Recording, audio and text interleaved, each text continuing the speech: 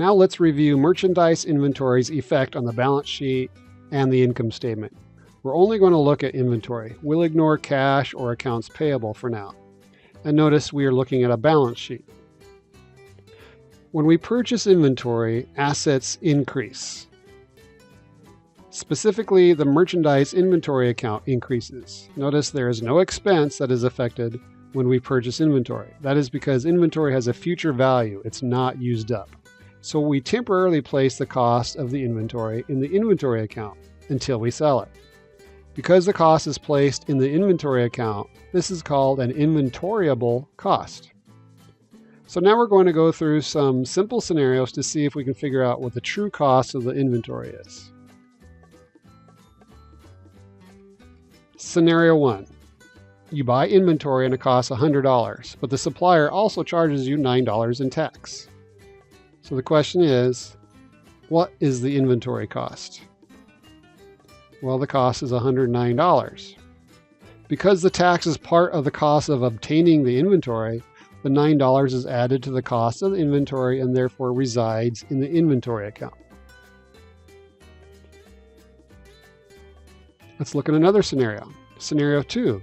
You buy inventory and it costs $100, and the supplier also charges you $9 in tax and $1 for shipping.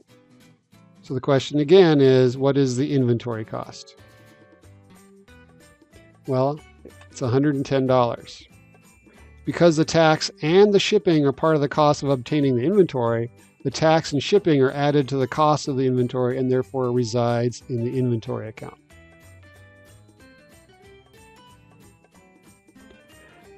Scenario 3. You buy inventory and it costs $100. What is the inventory cost? Well, obviously it costs $100. But later you are sent a bill for shipping that product. So the seller sends you a bill for their shipping cost to you. The bill is for $10. How do you classify the $10? Because the $10 is part of the cost of obtaining the inventory, it's added to the cost of inventory. So that inventory actually costs you $110. This $10 charge is sometimes called freight in and is simply added to the cost of the inventory because it was part of the cost of obtaining the inventory. Now let's see what happens when we buy inventory and then sell the inventory. For simplicity, we'll ignore revenue and cash. We are focusing just on what happens to the cost of the inventory. So let's start over and say we purchased inventory for $100. That cost is placed in the inventory account. Now, once we sell it, we remove the cost from the inventory account and transfer it to the expense account called cost of goods sold.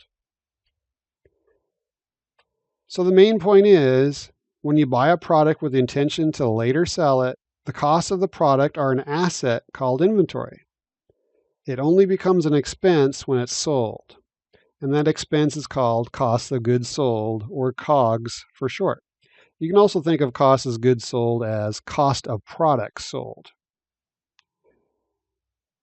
So how is cost of goods sold determined? In this example, it was easy. We had one product and it cost us $100. So when we sold the product, cost of goods sold is $100.